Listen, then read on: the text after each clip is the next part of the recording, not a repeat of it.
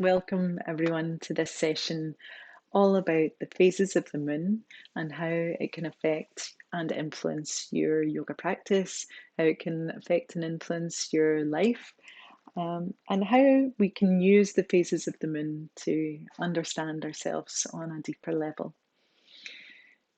So, very briefly, I started working with this idea of the energy of the moon during my teacher training many moons ago, because I was very into Ashtanga Vinyasa Yoga. And for any Ashtangis out there, if you're aware of the Ashtanga Yoga system, you've probably heard that it's discouraged to practice yoga at all, yoga postures anyway, during a new moon and during a full moon.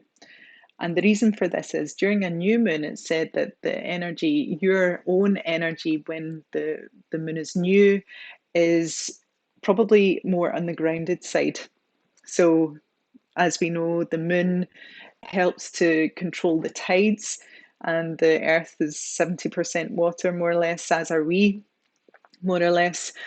And so there are obvious parallels there. So it's said that the moon will most certainly affect our energy on that level.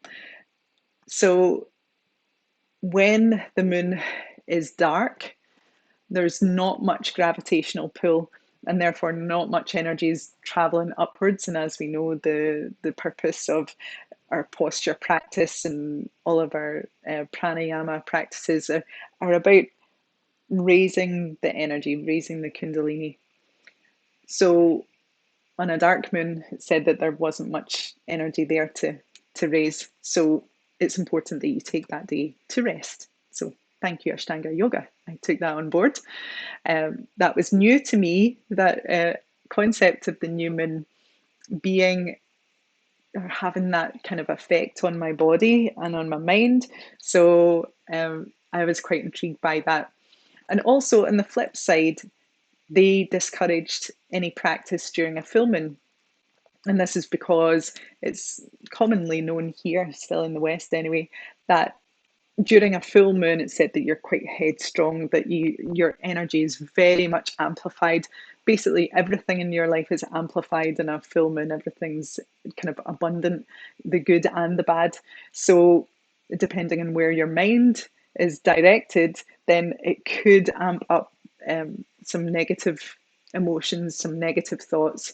And perhaps because that energy is so abundant, it was discouraged that you practice Ashtanga Vinyasa Yoga, that you may think that you're able to perform a certain pose, have all the enthusiasm to do it, but you're actually not quite ready for it. So you take a wee rest day on a full moon too. So with that kind of grounding, I thought this is really interesting. I want to know more about it. And as I went to a course, it was a 4 week course. And over those 4 weeks, as we know, the moon phase is, well, it's 29 and a half days, just about. So roughly 28 days. Okay. And so you can work with it each week. One day each week, you can maybe devote to your practice. You can devote that to looking at which phase the moon is actually in, and that's what this course did. So started on the new moon, then worked through the various phases. So new moon, waxing moon, full moon, and waning moon. And I find that course very interesting because not only did it talk about the postures that you should practice, the emphasis on your postures, but also in terms of nutrition, in terms of intention as well. So I've been working with that idea for quite some time. I'll be sending you a handout with everything in a bit more detail than we can actually cover within this virtual session. So hopefully it'll give you a bit of insight as to how you can work with it and how you choose to work with it. Obviously, these are just offerings. I'm offering to you how I have interpreted it. And I've been working with it for a wee while, and I will be offering courses in the future. So if you want to know more again about it, then you can follow me, and I'll let you know when the courses come up. There's actually one in January. That's a wee plug there. So I tonight I'd like to just give you a kind of brief offering in terms of movement and intention, with those movements and postures, but also to offer you up the idea of ritual. So each yoga practice for me is part of a ritual that I do, and the same will go for you. However, day to day, most of the time, I do it as and where and when. It has to fit in with my life, and right now my life is wonderfully full and abundant, with people and things to do, and oftentimes that comes with just practicing in a wee space that I can cram into. So, and not much time and effort spent in the preparation of that space. However, when it comes to the moon phases in particular, still with me, it's with the new moon and the full moon. I won't take a rest day. Rest days happen depending on which phase of the month that I'm in, or depending on how I'm feeling. Perhaps I'm just nourishing myself and I need some rest. But usually on a new moon and a full moon, I'll take some time to set up my space. So setting up my space gives me that kind of idea that revering the moon is sacred. And I do the same with the seasons in terms of the solstices and the equinoxes. I acknowledge those turning points in the season. Obviously, the TCM system, I'll acknowledge that too. So for me, that is incredibly important to recognize the sacredness of the space that you're in. Helps me to reflect on the idea of the kind of divinity within.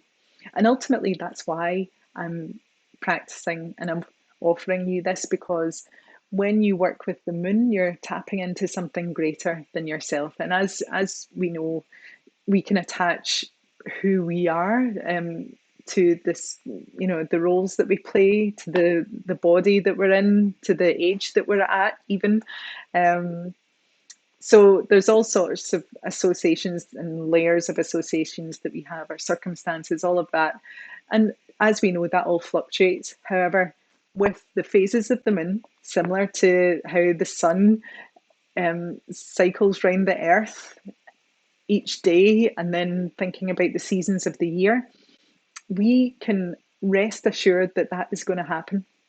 Okay, there's not much in this life that we know for sure will happen, but we know the phases of the moon it's going to come around again. And so there's great assurance in that for me when I do my practice. And for me, that is a recognition that there's something constant and there's something greater, that lies within all of us. So just to um, help you set up your sacred space, I'll offer to you what I normally do. So I will try to arrange the furniture so that it feels nice and tidy and nice and spacious as it can be. But also I'll have a couple of things to hand. So I'll have my journal, a little journal, and I'll have a candle. And this is just a nod to a little bit of Wiccan magic as well. So with over lockdown especially, I was delving into the kind of origins of why we worship the moon and the influences that that's had, upon certain traditions.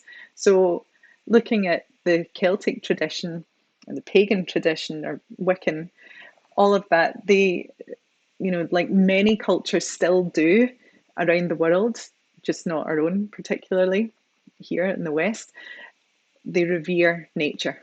Okay, and we as seasonal yogis are getting back into that idea of worshipping nature, of recognizing that nature as our guru. So I like to use a candle to set an intention. And not only that, but sometimes I will set up an altar. This altar looks a little bit messy in this, um, but I'll have some crystals that feel meaningful for me. And there are certainly certain crystals that are associated with certain phases of the moon, that will be more potent, more powerful, perhaps, depending on the phases of the moon. But in terms of magic and intention, it's really about what you put on it. So if I infuse this with my intention and I light it, it becomes very meaningful. If I gaze at the moon, it becomes meaningful if I allow it to become meaningful. So, just the old saying, where the mind goes, energy flows. And when you set an intention on something over and over again, it becomes very, very meaningful. So when I come into the space, once I've set it up, rolled out my mat, got all my props to hand, and you right now can get your props to hand. You can pause this in a wee second and organize that. I'll have my sage or incense stick, and I'll just kind of do a little infinity sign just to prep the space. That's something that I got from listening to Ram Dass.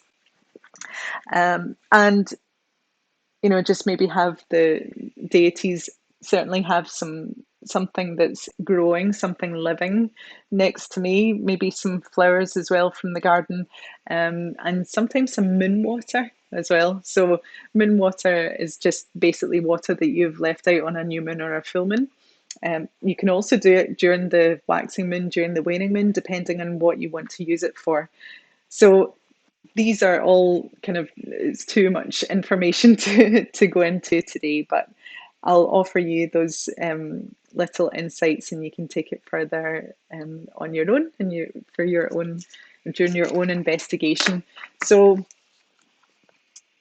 right now, if you want to, you can pause the video. What I'd like you to get handy is a piece of paper and a pen, some props like a bolster, a couple of blocks, maybe even a strap. You probably won't need it, but just have it to hand anyway, and something that you can wrap yourself up in later on and also a space at a wall.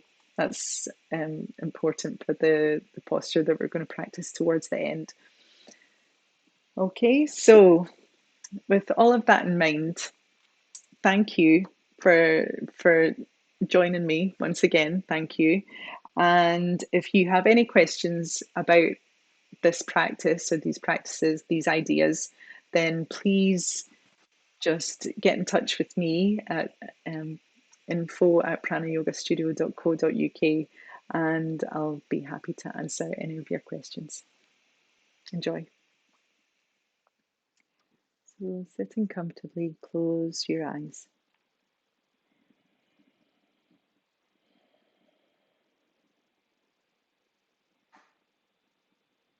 Arrange the body so the shoulders are above the hips, head above the heart.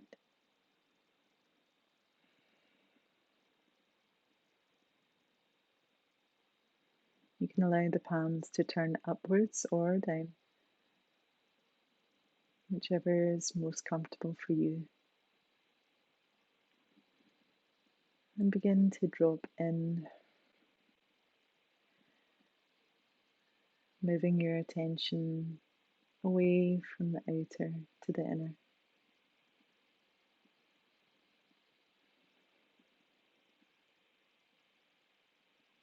Noticing any areas where you might be holding tension in the body, and begin to soften.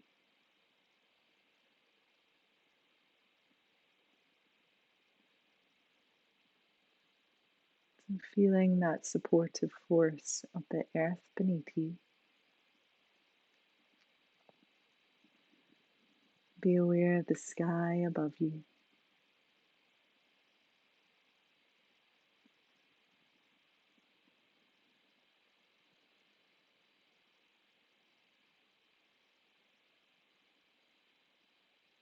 Pausing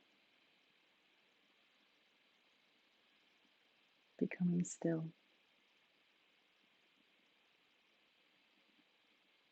Noticing that the body is still moving very gently as you breathe.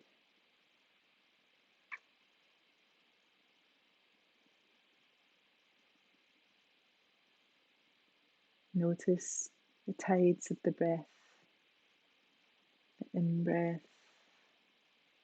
pause, the out-breath, longer pause.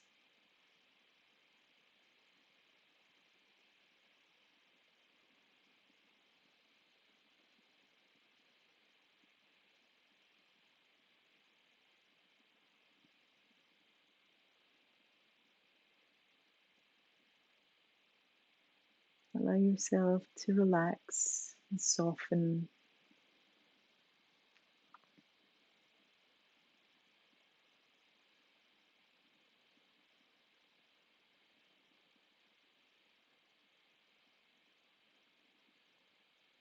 being aware of the cycles of the breath.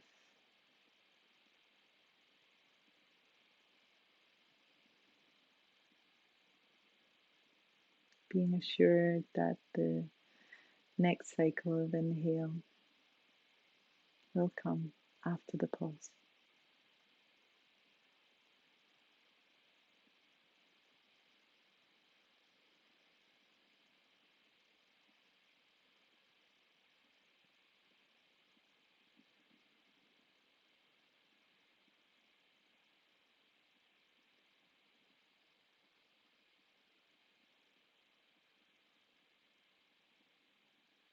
Tune into that sense of renewal at the end of the pause after your exhale.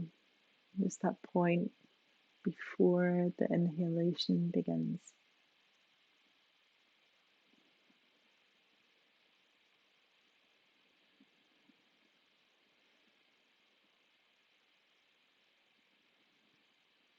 Dropping into that sense of pure potential.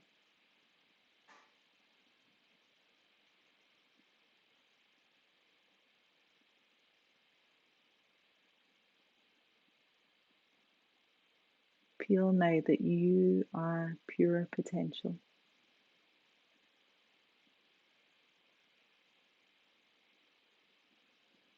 Ready to create, ready to set an intention to help steer your life, to anchor your heart in gratitude.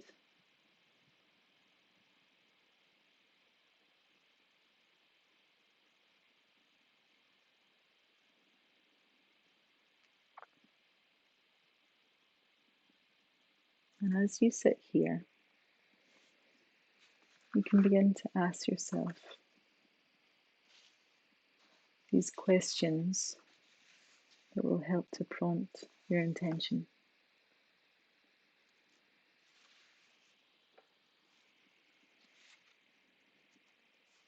Starting with this big intention, a big question. What is your life's purpose? What is your main intention for this life? And you don't need to come up with any answers right now, just asking the question. What is your life's purpose?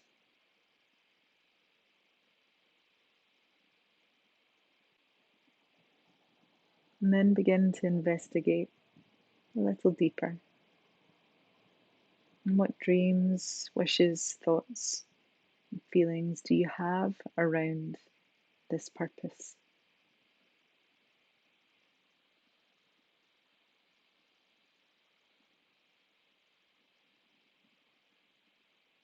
What has held you back from achieving this purpose?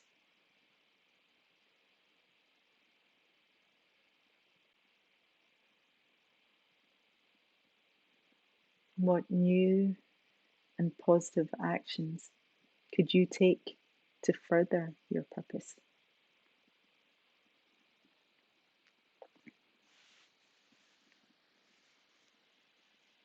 How would it feel if you achieved this life's purpose?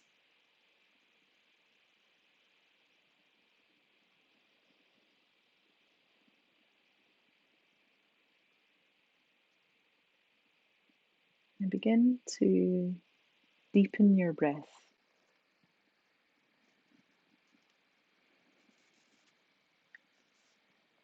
Gently begin to bring a little bit of movement into the body, moving softly side to side and blinking the eyes open.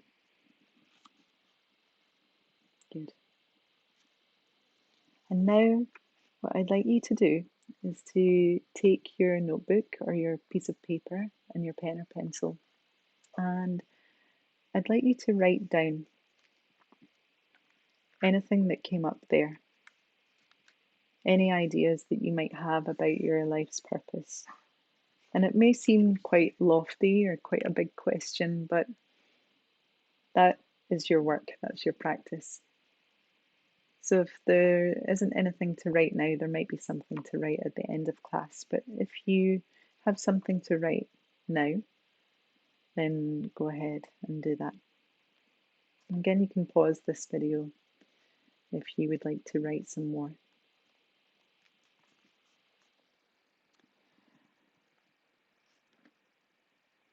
So within the handouts, I've listed those questions, and there are questions for each of the moon phases. Today, we're only going to work with the new moon intention setting. So what I'd now like you to do, once you put your pen down, is to take your candle and your lighter, a match, and light the candle as you repeat to yourself your intention, your life's purpose.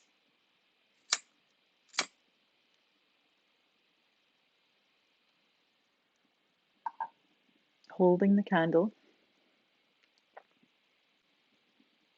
close your eyes and repeat this intention to yourself, and then repeat it aloud.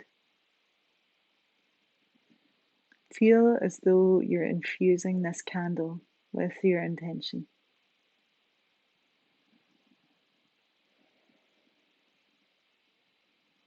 Bringing meaning into these objects, the object of the candle and the flame, is a big part of my moon practice, of establishing this sense of sacred ritual.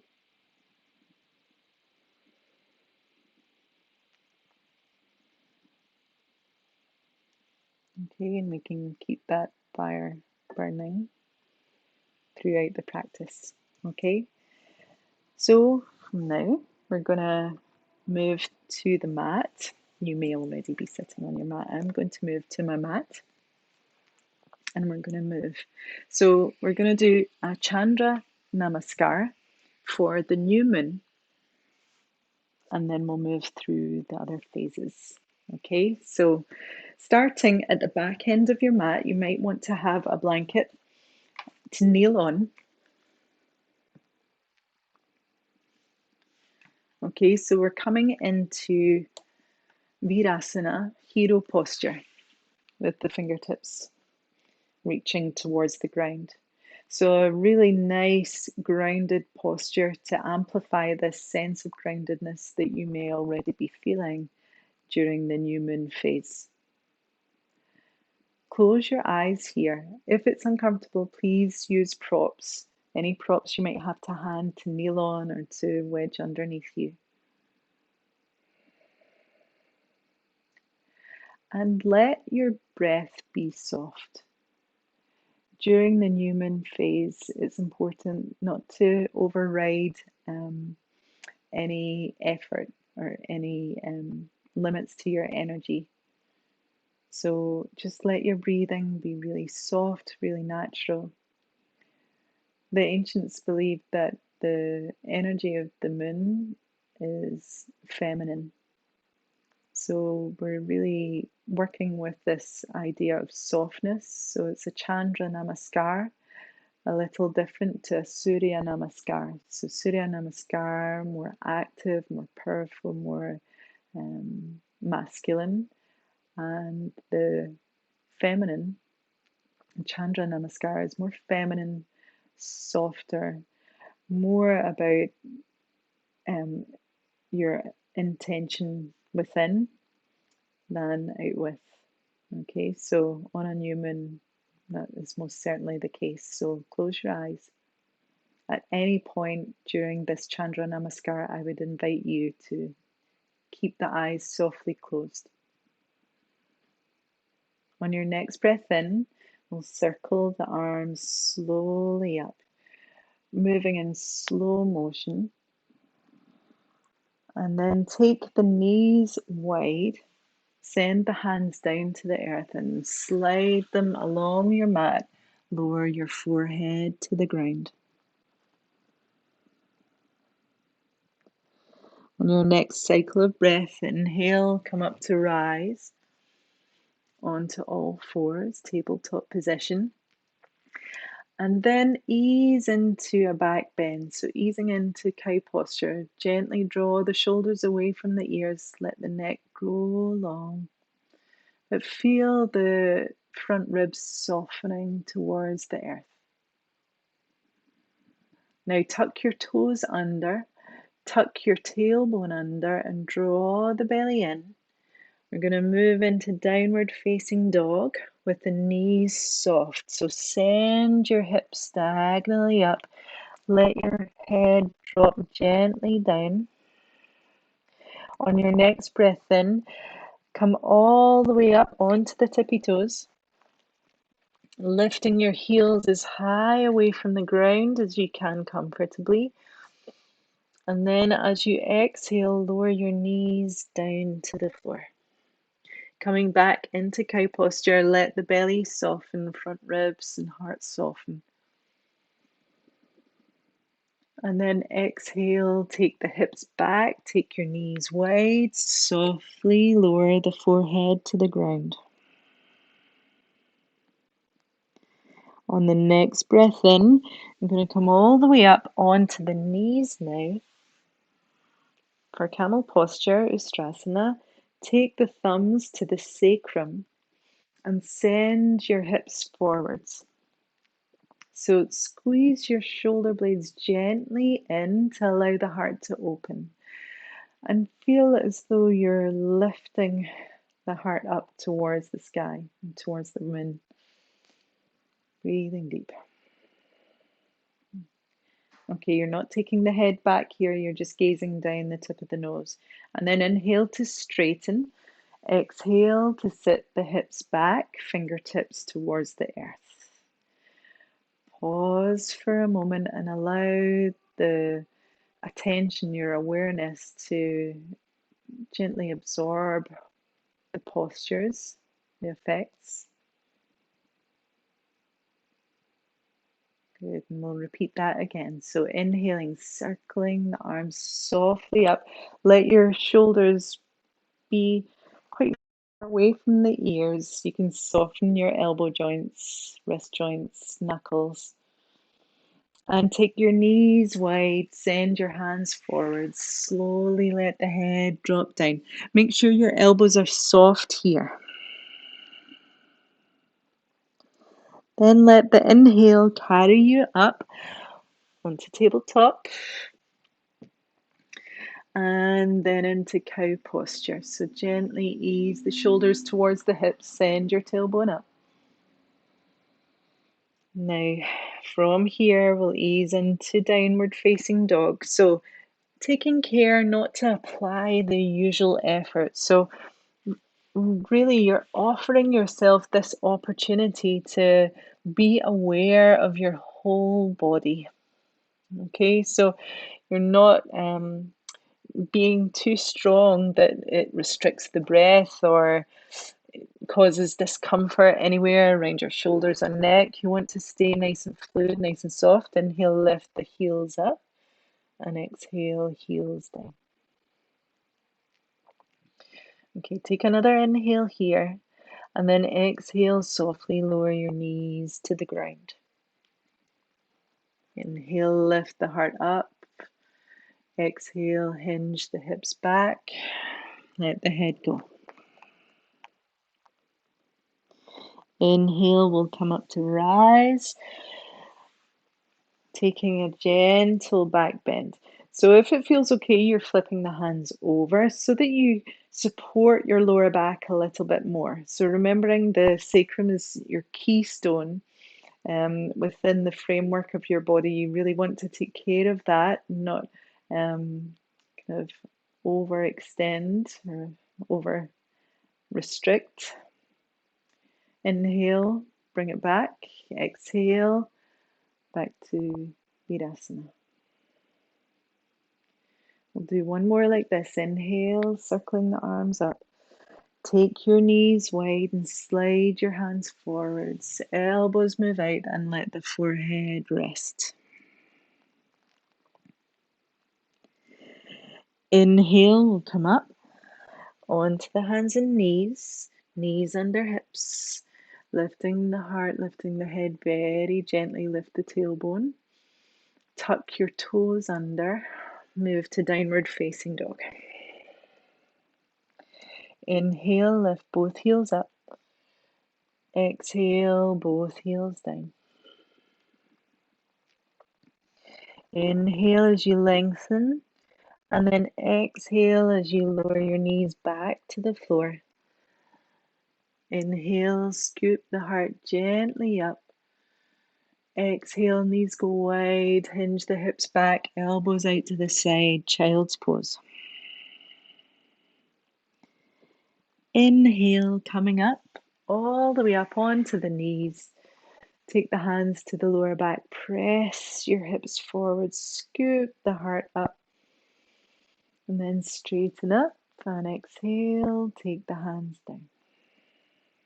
So pausing again, just for a moment or two, taking note of how you feel after those gentle postures.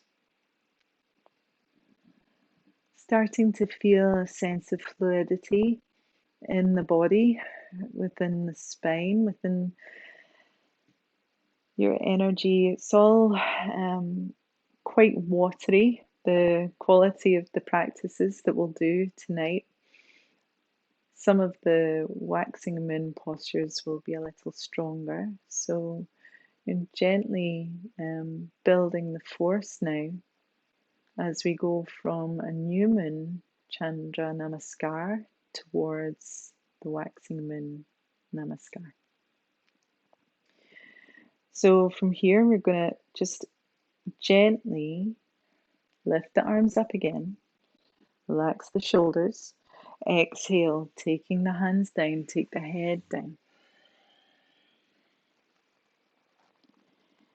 As you inhale, slowly coming up to rise, hands and knees, and then tuck the toes under, come to downward facing dog. Take an inhale as you lift both heels up. Exhale, both heels come down. So we always start with the left side, relating to the Ida Nadi, the feminine. Inhale, lifting up. Bend the knee, stepping that foot forwards. Lower your right knee to the floor. Okay, so just settling in this low lunge for a moment. You're working with about 50% of your potential capacity, just to allow the mind to really focus. Okay, when you're ready, you're inhaling, lifting the chest up, and then sending your hips back. Turn the toes upwards, so you're flexing the foot, lifting the heart up. So coming into Ardha. What's the monkey pose? My mind has gone blank. I'll remember it shortly. Okay, so inhale, lifting the heart up. And exhale, hinging the hips back, turn the toes up. So embodying that watery quality now, lifting the heart. So you do not want to be rigid at all in the posture. You're just flowing and you're lying pretty low. Okay, so still thinking about that phase of the new moon as being contemplative, very, very gentle. Okay, now make sure the back toes are tucked under. You're going to take the hands back to the floor so that you can step back into downward facing dog. Okay, take an inhale, lift both heels up. Exhale, both heels come down. Inhale, lift the right leg up. Now bend your knees, stepping your foot forwards. Lower the left knee to the ground. Okay, now staying pretty low for now, just letting the hips ease down. Okay, and then we're slowly going to hinge the hips back, turn the toes up, scoop the chest up. Good, and then taking the hands forwards. Inhale, lifting up. And exhale, hinging the hips back. Make sure you're scooping the chest up and then come forwards again. Take your time, nice and slowly. Tuck your back toes under and come to downward facing dog. Okay, so in down dog, you're inhaling, lifting both heels high. Exhale, both heels come down. Lovely. Take an inhale, lift the left leg up and back. Bend your knee, step your foot slowly forwards. Okay, from here, we're going to come up to rise into warrior two. So circle the right arm up. Let that lead the way, circling as though you're pointing through all directions of the compass, or all phases of the moon, as the hand lowers to the thigh, and then circling the left arm up. So starting to phase into that waxing moon phase in terms of your energy, in terms of your effort. Okay, so staying here and just slowly thinking about the energy downwards versus energy upwards. So during the quarter moon phases, it's nice to focus on this idea of balance and what helps you to feel balanced in your own life. Also, in the rising moon phase, in the waxing moon phase, we're thinking about building strength and taking action. So being deliberate with your action is good. So come into warrior. You can turn the palms of the hands up, relaxing the shoulder heads down, being determined. So it can work for you if you're working with the idea of fire. It's kind of the opposite to the kind of watery quality to the moon, but sometimes you need a wee bit of fire to give you that momentum to grow. Okay, and then from here we'll come to side angle pose, circling the arm up and over. Nice, and then inhale, direct that arm straight up. Pause for a moment here, check in with yourself, check in with any areas where you're holding unnecessarily. Okay, and then take your left hand and slide it down. Sorry, I'm not mirroring you today. Turn the palm out to the front and turn the heart up to the sky. This is where you may want to use a prop. You might want to be at a wall here, or you may want to have a block for the left hand to press onto. We're going to come to Ardha Chandrasana, half moon posture. So take that right hand to the right hip, bend into the left knee, take the left hand to the floor. So being deliberate about the stages, step your right foot in, slide your left hand forwards, and then slowly lengthen up. Okay, it doesn't matter how high you're lifting that leg. You're just aiming for balance. And again, don't worry about the wobble. If it happens, it happens. You just try again. You're building strength, building determination, and using that force of the rising moon to help you start to expand. Nice. Okay, from here we're going to bend that left knee, lower the foot to the ground, take the right hand back to the ground, and step the left foot back into down dog. You're welcome to take child's pose if you want to rest. Okay, preparing for the other side now. Inhale, lift both heels up, exhale, both heels down. Take an inhale and lift the right leg up and back. Bend your knee, step your foot forwards, spin that left heel to the ground. You're going to circle that left arm up.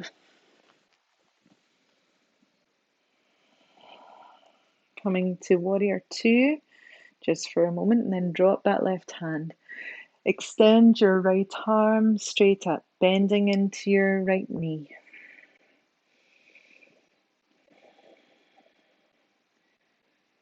Okay, and then from here we'll take an inhale, opening the arms out, turn the palms of the hands up. Okay, and then lowering, resting the forearm on the thigh as you extend that left arm up and over. Staying strong and determined in your legs to allow the upper body to soften and be more open without strain. Okay, send the left arm up again and slide the right hand down the shin bone and arrive at your Trikonasana, triangle posture. So all of these poses, standing poses, they are balance poses. So feel balanced, earth through the feet, feel like you're able to lift up through the left arm, balancing out the downward and upward forces. Good, and from here we'll lower that left hand, bend into the right knee, lower your right hand to the floor. We're going to come to Ardha Chandrasana, half moon. So stepping that left foot in, slide your right hand forwards and then lift the leg. Use a block if you need to, or use a wall to lean against. Okay, and then if you're able, you're lengthening that left arm, turning your chest. Finding as much ease in this strong pose as you can. Using the breath to keep you there.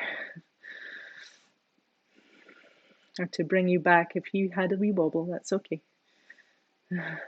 And then take the left hand to the floor, right hand to the floor, stepping that left foot back, right foot back.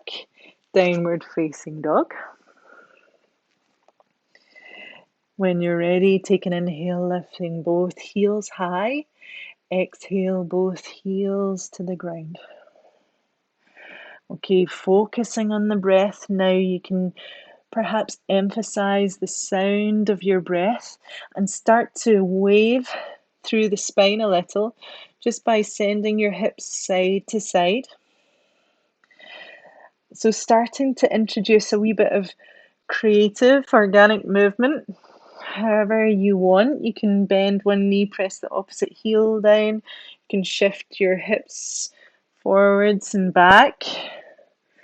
You can shift your weight over onto the outer edge, inner edge of the feet, side to side, whatever feels good for you. And then start to walk your feet slowly forwards. Okay, take the hands to the shin bones and take an inhale, lift the heart up, and exhale, take the hands down, let the head drop. Good. Take an inhale, coming all the way up to rise, coming all the way up. Circle your arms really wide now, and then circle them all the way up. Pause at the top. So Urdhva Hastasana, pause at the top, feeling that fullness, that expansion through the whole body. And then exhale, bring your hands down the midline, come all the way back to the heart. Okay, so now we're going to focus on a kind of full moon way to move. Okay, so just pausing at SYTT. You're having the hands in Anjali Mudra, and we're going to take a variation where you send the fingertips forwards and then turn the palms of the hands up, almost like you're holding the moon in your hands at your heart. Now pause for a moment and think about the luminous quality that a full moon offers. So just imagining that white silvery light of the moon. When you work with the moon in this way, it can be very cooling and very healing for the body. So really good for any inflammation in the body, very good for any inflammation in the mind too. And take the hands up to the crown now. Join the wrists, the inner wrist together, but keep the fingers open, almost like a flower shape that you're making, or a crown at your crown. Now imagine that the moonlight is dripping down into your hands, almost like you're containing the moonlight in your hands. And then that moonlight is traveling down through the crown of the head, down through the central axis of your body, Sushumna Nadi, all the way down to Muladhara Chakra. And then amp up the energy at your feet. So you know that your feet, the soles of the feet are very strongly connected to Muladhara. So root yourself down. Now, the tides of the ocean are controlled by the moon, or the moon has a strong, powerful influence, but it also has a strong influence on the earth. So there are earthly tides that marry up to the moon phases. So just the magnetic power of the moon is so strong, and we can utilize this to just amplify energies within us. Okay, so thinking about that cooling energy coming down within you, you can just slowly, slowly take the hands back to the heart, back into this open shape with the palms, this receptive shape. From here, we're going to open the arms wide again, but this time lift the heart. So you're coming into a wee back bend, looking upwards. Now, when you look up, you just kind of have to smile. Okay, so let that happen. You want to embrace the kind of ecstatic beauty of the full moon. All right, and then from here, take the hands to the lower back, pressing your hips forward, scoop the heart upwards. Maybe take the head up if that feels good in your neck. And now snake the spine. So it's like a wave that you're creating with the spine, coming all the way down into a forward fold. Let your arms gently pour down with the palms of the hands turned up, and let the head go. Good. A couple of breaths here, and you can sway your hips really gently side to side. So not being static at all now in this Chandra Namaskar for the full moon. Inhale, rising up. Opening the arms wide, looking up, and exhale, take the hands back to your lower back. Pressing your hips forward, scoop the heart up. You can be in any level of back bend at all now, and then take your hands back as you arrive back in Samasthiti. Okay, so inhale, sweeping the arms up, looking up. Exhale, take the hands to the lower back. Lift your heart up taking a back bend, any amount, and then inhale, straightening back up, but immediately you're coming forwards, pouring the hands down to the floor. Excuse me, sorry, my AirPods fell out. Okay, and then swaying a wee bit side to side, so super soft and flowing and fluid through the body now. Take an inhale, come all the way up to standing and sweep your arms really wide, look up. Exhale, take the hands to the lower back, pressing your hips forward, scooping the heart up. And take the hands back to the heart. Okay, so we'll add on from here. Inhale, lifting the heart up, lifting the arms up, take the hands to the lower back. Press your hips forward, scoop the energy up through the heart, and then exhale, we'll fold. Take the hands down to the floor and let the body sway gently side to side. Now turn the palms of the hands down, step the left foot back, come to a lunge. Okay, now you can stay in this lunge, a bit more dynamic, okay? Or you can take the left hand almost to the left side of your mat and then flip onto the pinky toe edges of both feet.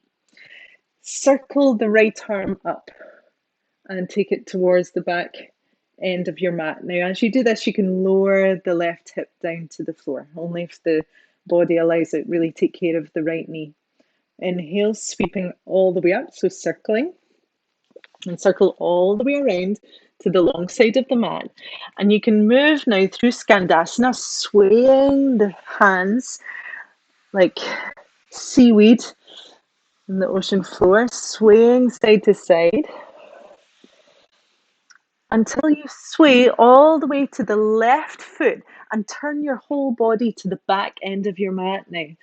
Root down through that right hand and we'll take an open twist. Okay, so it's a yogi's choice to come to the pinky toe edges of the feet. That's a little bit more advanced. See how you go. Inhale, sweeping up and then taking the hand towards the front end of the mat. Circle it back up again and then we'll sway again, Skandasana, side to side. Okay, a couple more times. All the way around to the front. Now step that right foot back. Nice. Okay, and from here, we're going to come down onto the knees, point the toes, bend your elbows and lower down. So heart lowers to the floor, send your hips high. Take an inhale, lifting the heart up. Exhale, tuck your toes under, hinge it back, downward facing dog. Good, and then from here, we're going to walk the feet forwards, and you can kind of snake your way forwards. And we'll just let the palms of the hands turn up and let the head drop, sway side to side. Take an inhale, come all the way up. It's nice to play some music here and take your hands back to the crown now. At the crown, I'm just going to focus our minds again on this idea of the moon nectar. So the yogis called this Amrita, sometimes known as Soma. This powerful moon nectar that we can absorb and utilize for healing to amp up our divine feminine force. Okay, and then take the hands back to the heart. Wonderful. And from here, I'd just like you to take the hands to the hips and just gently start to sway your hips side to side. So have your feet wider than hip width. So it's quite nice to introduce this kind of movement. Just swaying very gently side to side. Just to kind of loosen off a little bit because we can be so rigid and regimented and caught up with alignment in our yoga practice that we just kind of want to balance that out and kind of let it go. So let your arms be like spaghetti now, and you can just sway really gently side to side. Let your head sway from side to side. Okay, and you can keep the arms like that, or you can take the hands to the hips if it helps your mind to connect to what the hips are doing. That's great. And create a kind of figure of eight shape with the hips.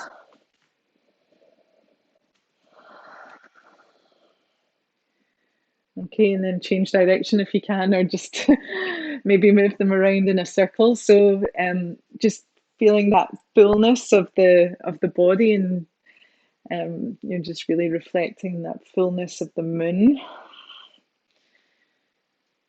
Okay, so just changing direction. Make your movement really organic. Don't try and copy what I'm doing so much. Just feel what is right for your body right now. You can dance around, you can do anything you want on your mat. So just let loose. Okay, and this really helps to prepare us to let go and prepare for the waning moon phase. Okay, so make sure the shoulders are moving too. Okay, and then just gently come to settle back to standing, slowing down the breath. We'll take an inhale, lifting the arms up, exhaling to fold. Bring the hands down, let the head go. Good, and from here we'll lift the head up and step back, come to down dog. From here we'll lower down onto the knees. Take an inhale, lift the heart up. Exhale, take the head back down. Inhaling, coming up to sit. Okay, so what we're going to do now is we're going to come to the wall or take your chair. So yin yoga is a wonderful thing to practice during a fading moon, a waning moon. We don't have that much time left in this session today. So what we're going to do to make the most of the time is come to Viparita Karani. So take your mat or a blanket against the or for the floor so that you are not cold. Make sure that you get your socks on, jumper on, that you're nice and cozy. Okay, I'll maybe just use this. The radiator's on. I'll see how long I can stay here for. So you're snuggling up to the skirting board or to the wall or to your chair, your couch. And then you're simultaneously going to lower the back but swing the legs upwards. Okay, and then just aligning your spine. So make sure that the head is sitting in the middle between the shoulders. Okay, the sacrum is aligned with the cervical spine. The tailbone's aligned with the cervical spine. And just make sure that the wall is taking your weight now. Okay, the weight of your legs. And here we start to appreciate the earth again. So after the kind of dizzy heights of the full moon experience, you're slowly coming back down to earth. So we've quite quickly come down to earth after that, but you could do that with some wonderful yin postures for the hips. Half pigeons, obviously a really wonderful one to do, but anything yin where you have to really just surrender, where you have to let go in order to drop in and to feel the effectiveness of the poses. It's a wonderful practice for the waning moon. But this one here, Viparita Karani, is so supportive that it really does encourage this idea of surrender, of release. It enables us to really physically let go of any unconscious, unnecessary tension that we hold in the body, in the fascia and the muscles.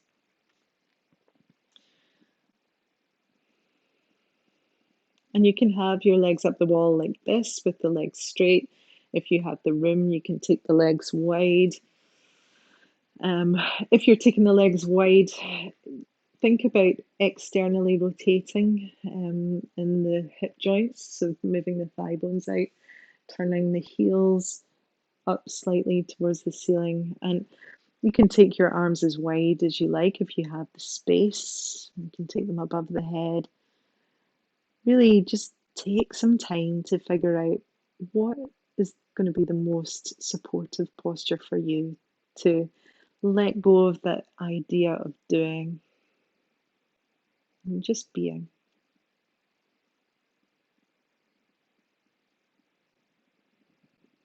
And when you're in this pose, you can focus on your exhale to more deeply drop in to this sense of relaxation.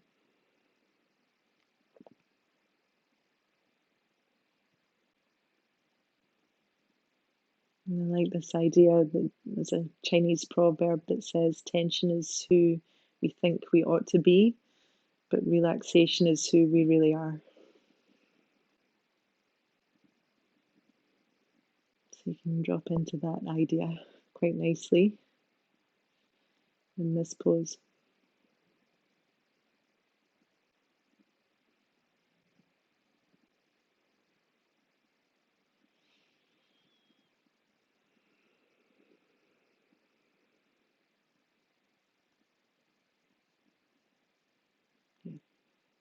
Okay, so if you're at home, you're welcome to pause the video and stay here longer.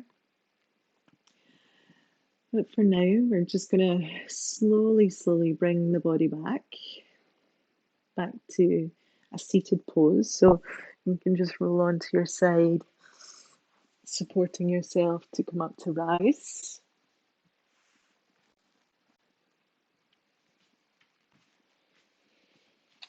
Okay, now take a comfortable seat. Make sure that you're sitting on a cushion or a block.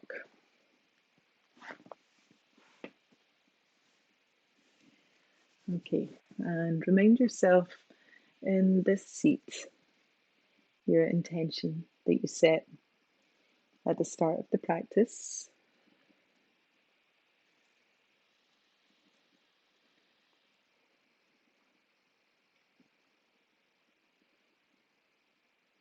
Close your eyes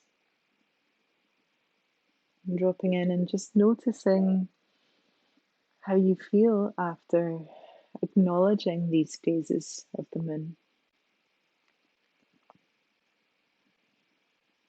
Acknowledging these phases that have strong parallels to perhaps our own monthly cycles, to our phase of life that we find ourselves in, to the season that we find ourselves in. Notice how supportive working with the phases of the moon can be for you, for understanding yourself, for bringing you closer to that awareness of who you truly are.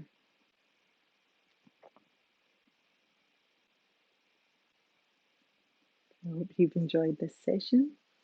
Thank you. Namaste.